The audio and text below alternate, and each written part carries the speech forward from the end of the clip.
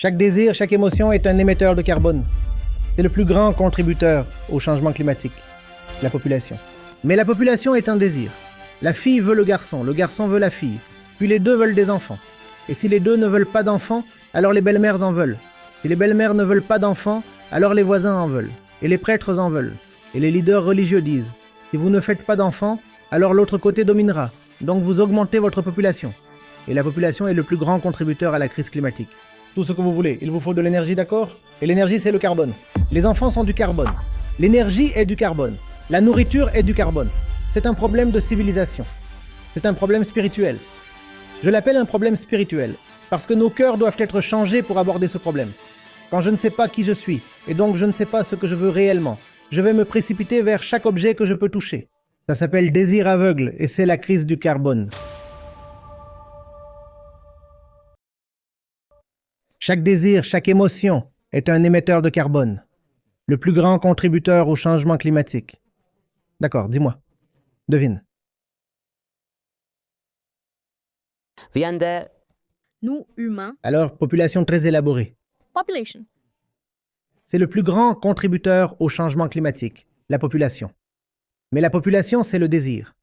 La fille veut le garçon veut la fille, puis les deux veulent des enfants. Et si les deux ne veulent pas d'enfants, alors les belles-mères veulent des enfants. Même si la belle-mère ne veut pas d'enfants, alors les voisins veulent des enfants, et les prêtres veulent des enfants. Et les leaders religieux disent, si vous ne produisez pas d'enfants, l'autre camp dominera. Donc vous augmentez votre population. Et la population est le principal contributeur à la crise climatique. Ce n'était pas le cas avec l'ozone. Il y a une grande différence. Comprenez-vous cela? L'ozone était une petite chose. Vous pouvez l'imaginer comme ça, ozone. C'était une mauvaise feuille sur l'arbre. Une mauvaise feuille sur l'arbre, que ferez-vous? L'enlever? La jeter? C'est facile. La crise climatique est la racine de l'arbre. De quel arbre suis-je en train de parler? L'homme et ses désirs. Par homme, j'entends l'humanité, hommes et femmes. Désolé.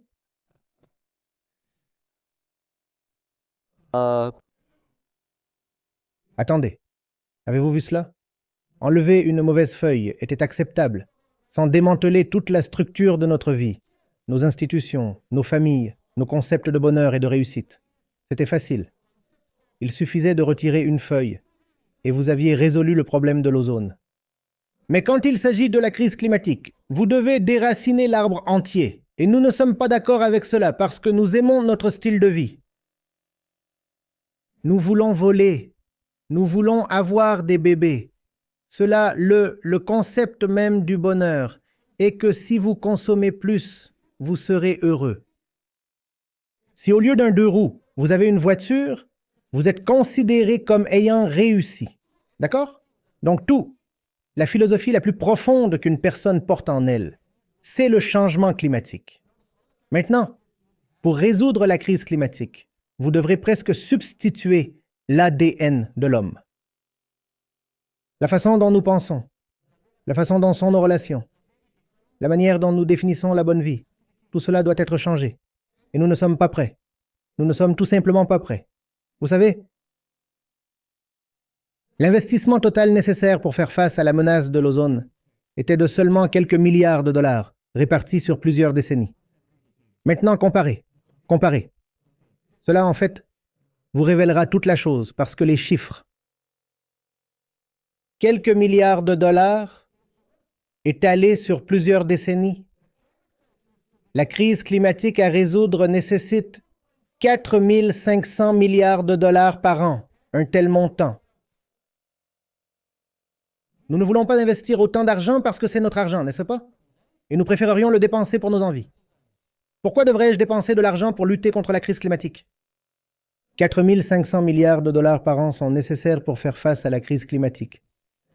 Et si vous investissez cet argent, vous accepterez également une certaine réduction des taux de croissance du PAB.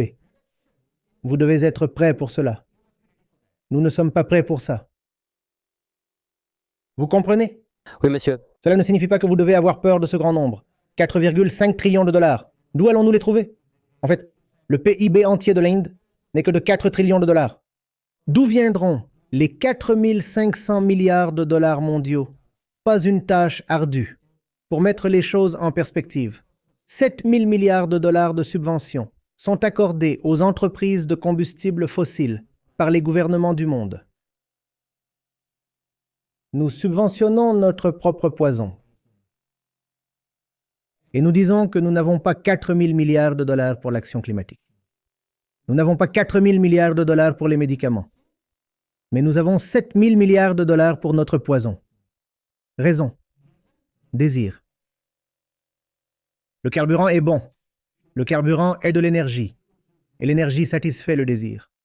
Quoi que vous vouliez, vous avez besoin d'énergie, non? Et l'énergie, c'est du carbone. Que faites-vous?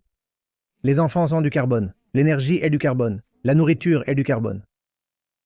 Mais vous avez le droit de libérer un peu de carbone. Pas que vous deviez atteindre un point d'émission zéro.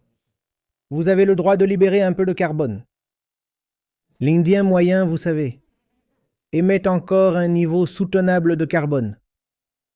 L'Indien moyen n'a pas encore franchi le seuil.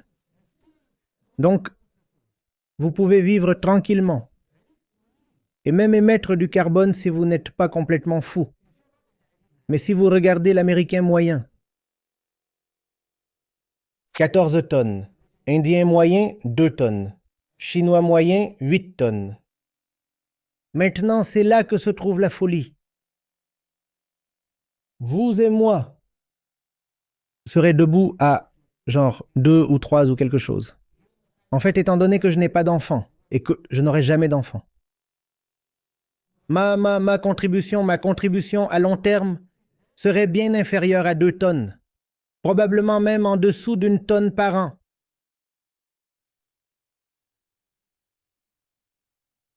Vous comprenez? Oui, monsieur. Alors, la différence fondamentale entre la question de l'ozone et celle du climat, la question de l'ozone et celle du dioxyde de carbone, est que l'ozone concernait un gaz et la crise climatique concerne l'humanité elle-même. Ce n'est pas un problème technologique. Les CFC étaient un problème technologique. Le climat, le dioxyde de carbone n'est pas un problème de technologie. C'est un problème de civilisation. C'est un problème spirituel. Je l'appelle un problème spirituel parce que nos cœurs doivent être changés pour s'attaquer à ce problème. C'est un problème spirituel. Et c'est pourquoi nous perdons la guerre du climat chaque jour. Vous savez, au lieu de réduction, chaque année successive, les émissions mondiales de carbone ne font qu'augmenter. 2030. Nous avions envisagé une réduction de 44% selon l'accord de Paris de 2015. Au lieu d'une réduction, ce que nous avons, c'est une augmentation. Et ce n'est pas que nous augmentons. Nous augmentons chaque année. Oubliez une réduction de 44%. Nous ne diminuons même pas d'1%. Nous avons en fait augmenté. Pourquoi? Parce que nous ne nous connaissons pas. Quand vous ne vous connaissez pas, alors vous êtes attiré par tout. Si je ne sais pas ce qui me manque, alors je vais me précipiter vers chaque objet que je peux voir. C'est ce qu'on appelle le désir. Quand je ne sais pas qui je suis, et donc je ne sais pas ce que je veux vraiment, je me précipiterai vers chaque objet que je peux toucher. Cela s'appelle le désir aveugle, et c'est la crise du carbone. La réponse sera la sagesse. La réponse devra être civilisatrice, plutôt que spirituelle. Des coupables comme ExxonMobil, depuis 1977. Ces gars-là savaient, leurs propres scientifiques le leur ont dit, que la crise climatique est imminente. Ils ont continué à le cacher. En fait, ils ont continué à financer les négationnistes du climat. Et les entreprises pétrolières, les compagnies d'énergie, elles financent tout le monde. Médias, universités, élections, elles financent tout. Et ils nient continuellement qu'il y ait une crise climatique. Ils appellent cela un canular, où ils trouvent des distractions comme l'absorption de carbone. Ils disent, nous construirons des machines qui captureront le carbone. Ils fabriquent des briques, comme je l'ai lu dans des nouvelles. L'une des entreprises, l'une des entreprises affirme qu'elle fabrique des briques à partir de carbone capturé. et cela, et regarde l'impact psychologique de cela. Au moment où vous entendez que le carbone atmosphérique peut être séquestré dans le sol ou sous forme de briques, vous vous sentez encore plus autorisé à émettre du carbone. Vous dites, eh bien, il n'y a pas de problème. Une machine a été créée pour absorber tout le carbone de l'atmosphère, donc je peux continuer à en émettre. Et c'est une propagande des négationnistes du carbone. Parfois, ils disent, non, non, nous pouvons atteindre la neutralité carbone d'ici 2070. Cela va. Parfois, ils disent, non, non, non, il y a un changement climatique, mais ce n'est pas anthropogénique, ce qui signifie que ce n'est pas causé par l'homme. C'est une partie d'un cycle naturel. Ainsi, ils essaient de détourner votre attention et de disperser vos énergies de toutes les manières possibles, tout comme ils l'ont fait dans le cas du tabac. On savait depuis assez tôt que le tabac cause le cancer, mais toutes les compagnies de tabac ont continué à financer la propagande pendant au moins 2 ou 3 jours, et elles ont retardé la bonne action. Mais le pétrole est une industrie bien plus grande que le tabac ou les CFC. Donc leur pouvoir de financer la désinformation est énorme. Ils ne financent pas seulement la désinformation. Ils empêchent également la bonne information de devenir courante. À quelle fréquence entendez-vous des débats sur le carbone à la télévision, même sur les réseaux sociaux? À quelle fréquence trouvez-vous le climat comme sujet central? Ou dans un groupe familial, un groupe WhatsApp familial, à quelle fréquence trouvez-vous que le sujet discuté est l'avenir de la planète, les émissions de carbone et la déforestation et la perte de biodiversité? Est-ce que cela est discuté dans les groupes familiaux? Non, parce que les médias nous ont bombardés de distractions pour que nous ne prêtions pas attention à la bonne chose. C'est une conspiration bien pensée. Monsieur, nous avons convenu que la population est la plus grande raison des émissions de carbone. Monsieur, mais j'ai lu quelque part que si vous avez un taux de natalité de 2,1, alors nous pouvons avoir une population stable. D'accord. Un taux de natalité de 2,1 ne vous donnera pas une population stable. Il continuera de vous donner une population croissante, mon fils. D'accord, monsieur, mais j'arrive à une question. Dans de nombreux pays, nous avons un taux de natalité inférieur à 2,1. Alors, monsieur, en fait, après 2069, l'Inde connaîtra également une diminution de sa population. Alors, cela ne perturberait-il pas la chaîne de l'offre et de la demande du monde entier? Vous aviez une population plus faible en 1965. Était-ce un problème? Vous parlez du Japon, où les taux de natalité ont suffisamment baissé pour que la population diminue réellement. Le Japon avait une population plus faible dans les années 1970. Était-ce un problème?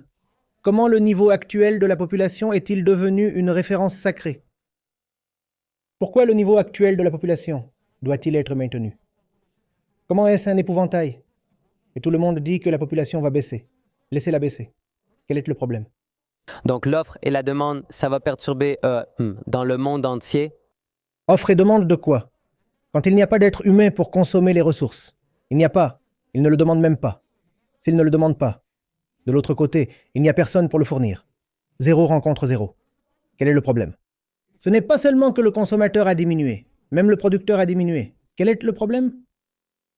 Et si certaines industries se retrouvent en faillite, qu'elles se dirigent vers des secteurs plus sûrs, plus écologiques, pourquoi pas? D'accord, monsieur. Merci. Pourquoi pas? Et souvenez-vous, attention, toute cette propagande, que 2,1, et si vous dépassez un taux de natalité de 2,1, alors la population va baisser. Non, ce n'est pas vrai. 2,1, et si vous allez en dessous de cela, cela signifie seulement que le taux de natalité a baissé. Cela signifie que la population continuera d'augmenter, bien qu'à un rythme réduit. La population continuera d'augmenter, augmenter. La population commencera à diminuer seulement dans 4 décennies, à partir d'aujourd'hui. Et vous n'avez pas 4 décennies. Votre génération n'a pas 4 décennies. Le climat est déjà en train d'exploser. Avez-vous 40 ans? D'accord, monsieur. Alors, pensez-vous que l'utilisation non optimale des ressources actuelles que nous avons, est-ce un problème encore plus important que la population? Oui, c'est ça. Et vous allez aimer ça. L'utilisation sous-optimale, ou plutôt désastreuse. Sous-optimale est un mot très gentil. L'utilisation désastreuse des ressources. Et l'explosion de la population vient souvent du même centre, Je vais vous donner un exemple. Vous allez l'apprécier. Regardez les super riches du monde. Regardez les super riches du monde. Vous mettrez des années à émettre la quantité de carbone que 2 heures de leur jet privé produisent. Et ce sont aussi les mêmes personnes qui produisent une douzaine d'enfants ou plus. Alors, ce jet privé et les 14 enfants viennent de la même source, du même centre. Et ce que vous avez comme émission de carbone, c'est les émissions par habitant multipliées par le nombre d'émetteurs. Ai-je raison? Les émissions par habitant multipliées par le nombre d'émetteurs. Et si les émissions par habitant dépendent de moi, de la façon dont je suis le super riche, donc j'émets beaucoup. L'émission par habitant est F moins I. C'est une fonction de I. Et la population est également une fonction de I, car je suis la même personne qui a 14 enfants. Alors l'émission totale est donc F moins 1 au carré, ce qui signifie essentiellement que si je suis le mauvais genre de personne, je suis exponentiellement responsable de la crise du carbone. Vous voyez cela? Si je suis le genre de personne qui aime tout consommer, j'aimerais probablement aussi consommer le corps de quelqu'un et avoir beaucoup d'enfants. Et transmettez ensuite le même système de valeurs aux enfants et dites, vous aussi devez consommer.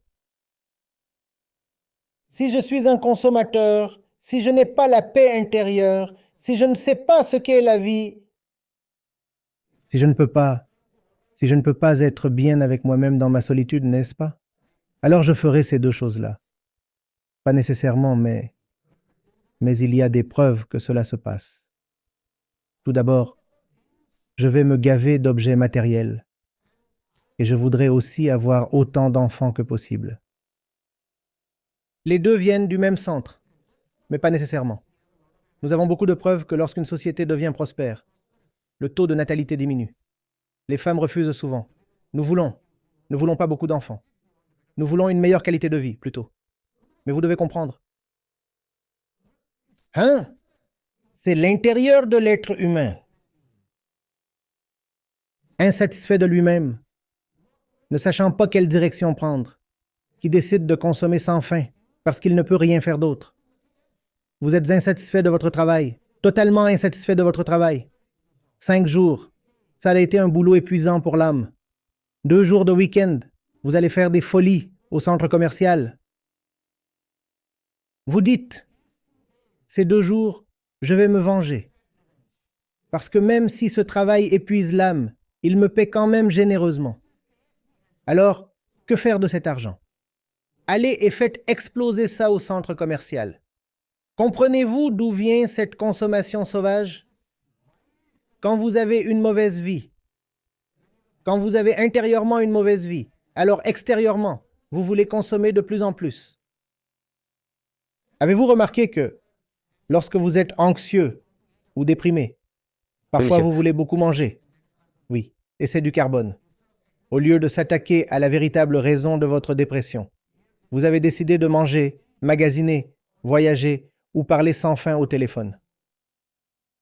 N'est-ce pas ce que vous faites lorsque vous êtes anxieux? Nous ne traitons pas la véritable raison. Au lieu de cela, nous nous tournons vers des objets de consommation. Et c'est cela la crise climatique.